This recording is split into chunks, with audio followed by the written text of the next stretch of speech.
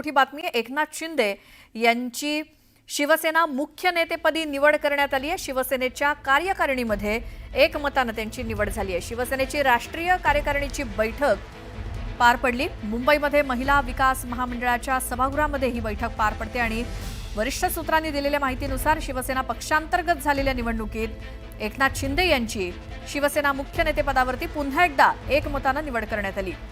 शिवसेनेच्या राष्ट्रीय कार्यकारिणीमध्ये काही नवे ठराव देखील मांडण्यात येत आहेत। शिवसेना पक्षांतर्गत नव्या पदांची निर्मिती आणि नव्या नियुक्त्या सुद्धा आज जाहीर केल्या जाणार आहेत। आमचे प्रतिनिधी उदय जाधव यांच्याकडून माहिती घेऊयात। उदय, आज तिथे काय घडामोडी?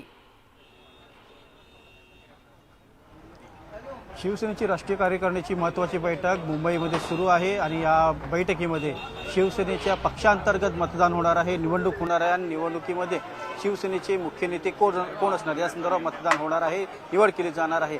जी आपल्याला वरिष्ठ सूत्रांनी माहिती दिली आहे त्यानुसार शिवसेनेचे विद्यमान मुख्य नेते आणि उपमुख्यमंत्री एकनाथ शिंदे यांची पुन्हा एकदा मुख्य नेतेपदी निवड करण्यात आली असल्याची माहिती मिळते आहे। शिवसेनेच्या मुख्य नेतेपदावरती पुन्हा एकदा एकनाथ शिंदे यांची एकमताने निवड जी आहे ती करण्यात आलेली आहे। त्याचबरोबर इतरही अनेक पदांची निर्मिती जी आहे ती केली जाणार आहे। काही नवीन नियुक्त्या देखील केल्या जाणार आहेत आणि काही नवीन ठराव जे आहेत ते देखील मांडले जाणार आहेत। पुढील काही वेळातच या संदर्भात पत्रकार परिषद घेऊन अधिकृत घोषणा जी आहे ती केली जाणार आहे। न्यूज 18 लोकमतलाही वरिष्ठ सूत्रांनी महत्त्वाची बातमी दिलेली आहे। सध्या विद्यमान मुख्य नेते शिवसेनेचे एकनाथ शिंदे यांची पुन्हा एकदा मुख्य नेतेपदी पुन्हा एकदा निवड करण्यात आलेली आहे उपमुख्यमंत्री एकनाथ शिंदे यांची।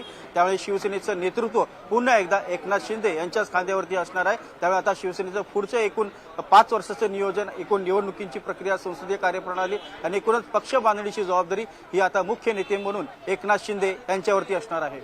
उदय, धन्यवाद या सगळ्या माहितीसाठी।